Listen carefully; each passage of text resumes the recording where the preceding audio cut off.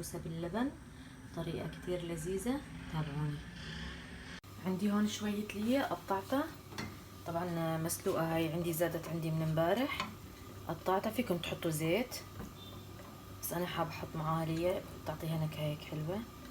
راح اتركها لحد ما تذوب. بعد ما ذابت اللية معي راح احط شي معلقتين زيت. بسم الله.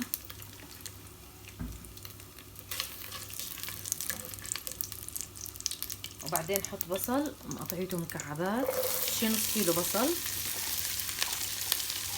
مكعبات صغيرة.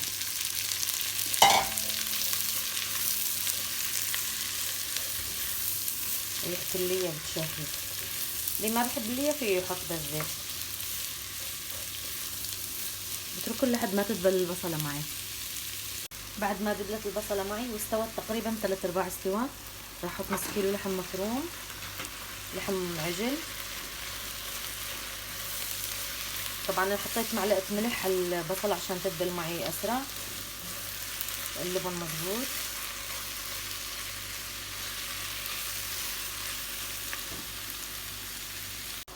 راح احط نص معلقة صغيرة بابريكا، نص معلقة صغيرة فلفل اسود، معلقة اللهم صل على سيدنا محمد بهار مشكل 7 بهار، ومكعب ماجي.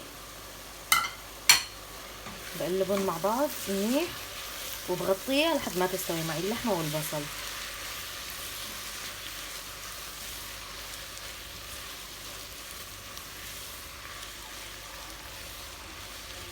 هلا راح اغطيها واتركها شغلة 10 دقايق ربع ساعة لحد ما يستوي. بدوق يعني بشوف بس تستوي اللحمة خلاص بطفي تحتها.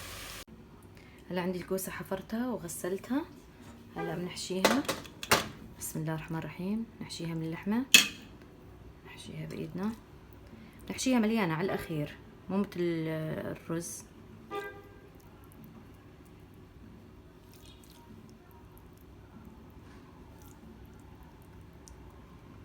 طبعا الحشوة خليتها لحد ما تبرد.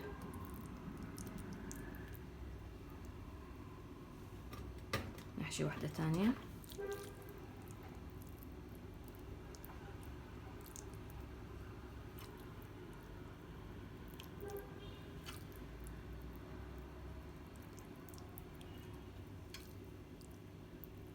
بحشيهم كلهم بنفس الطريقة. وهلا بعد ما حشيت الكوسة كلها حطيت الزيت وبستناه لحد ما يسخن. بسم الله الرحمن الرحيم. وبنزل الكوسايات.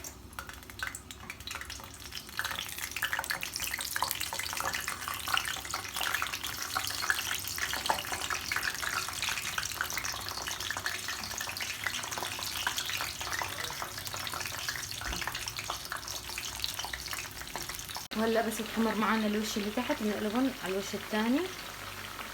بدنا نحمرهم على كل الجناب لحد ما يتحمروا وياخذوا لون وتستوي الكوسة بنفس الوقت.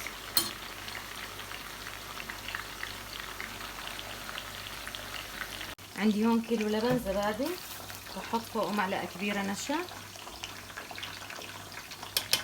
وحركه على البارد.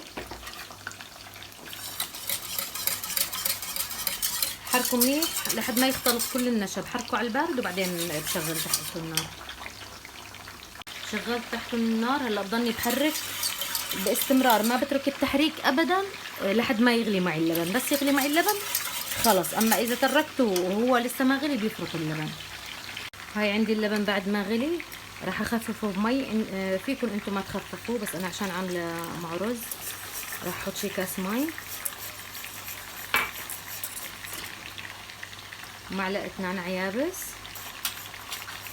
ومكعب ماجي. طبعا بظبط الملح تبعه، خليه لحد ما يغلي كله مع بعضه. بدوق الملح، بظبط الملح. اللي ما بحب النعناع فيه يستغنى عنه، بس النعناع بصراحه بيعطي نكهه كثير طيبه.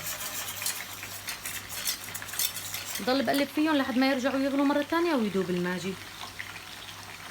وهلا بعد ما غليوا معي بسم الله ما شاء الله، هلا بننزل الكوسه اللي قليناها شوي شوي. بنزل كل الكوسايات وبتركهم هيك شغله 5 دقائق 10 دقائق مع بعض يتسبكوا.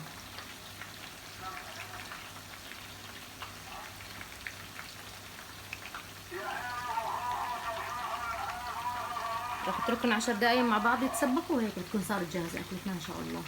وهاي حبايب قلب النتيجة النهائية، جربوها واعطوني رأيكم، طعمها خيال. ولا تنسوني من الدعم واللايك والشير والاشتراك بالقناة. ربي يسعدكم يا رب.